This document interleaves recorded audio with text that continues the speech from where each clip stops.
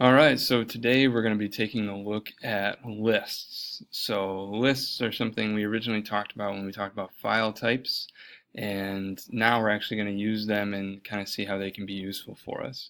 So a list is exactly what it sounds like. It's a list of items. So a list could be something as easy as, I'm going to use X for this one.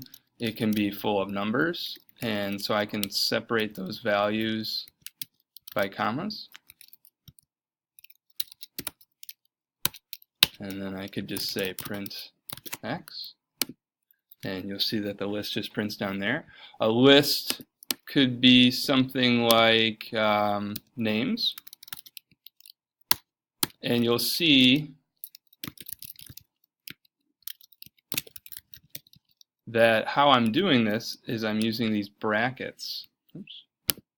I'm using these brackets here, which sort of signify that this is a list and there are two elements in this list.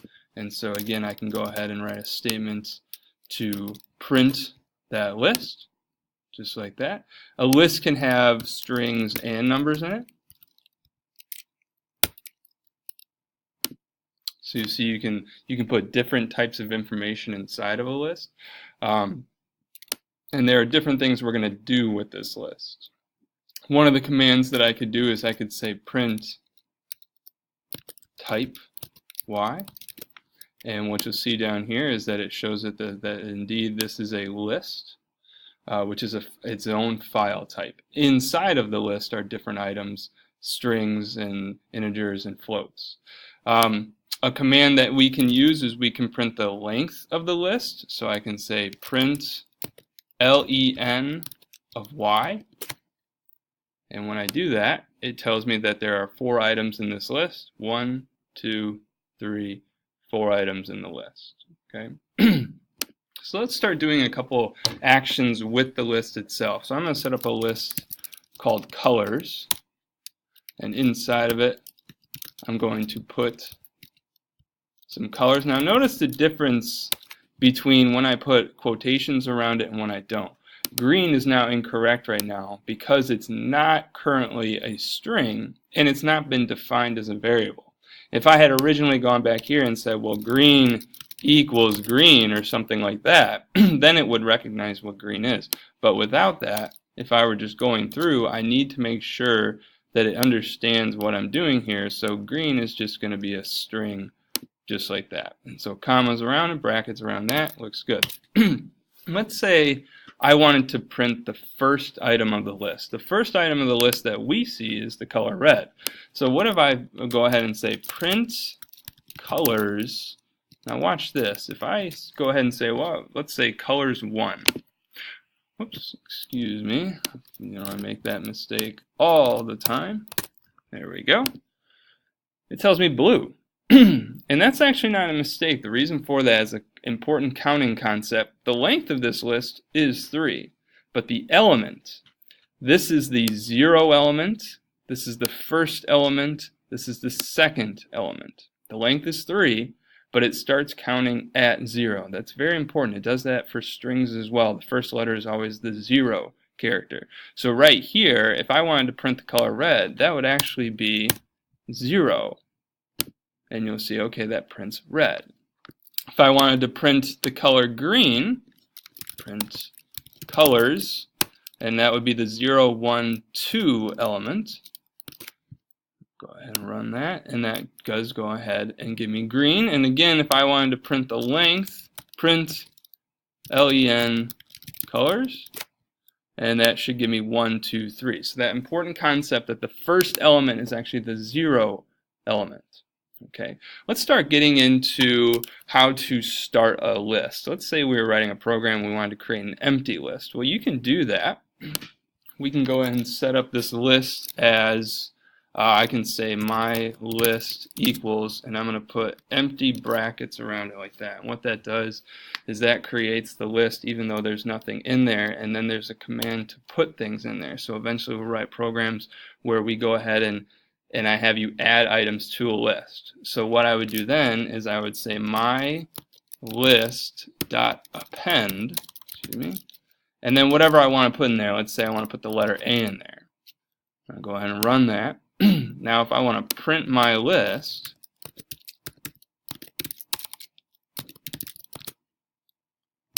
you'll see the letter A is in there. And if I want to add B to this as well, my list.append B. And what it does is you're going to see it puts it on the end. So whatever I append it with, it goes all the way to the end of the list. And I can keep appending things to the list. So we started out as an empty list, there's nothing in there. And as we go along, we go ahead and append items to the list. Okay. Let me show you a list of commands that I'm going to put on Schoology as well. All of these are different commands that you have access to for lists, and there's even more than this. The append command is what we just saw. There's an insert command that I'll let you read about. There's an extend command. Lots of these are useful, and some you'll use at different times, like this one right here. Searches for the given element from the start of the list and returns its index. Throws a value error if it's not there. So list.index, whatever you're looking for. So for example, on this one, if I'm looking for,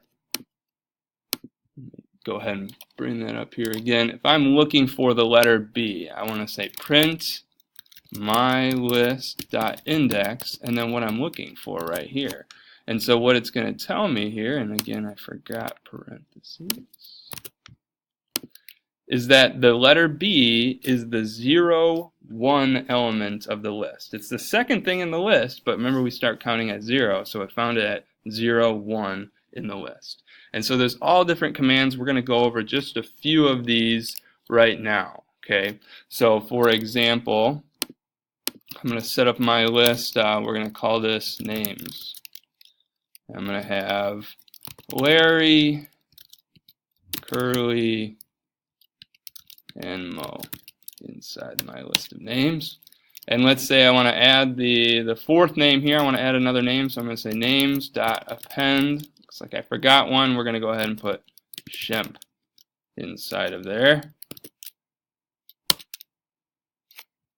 Go ahead.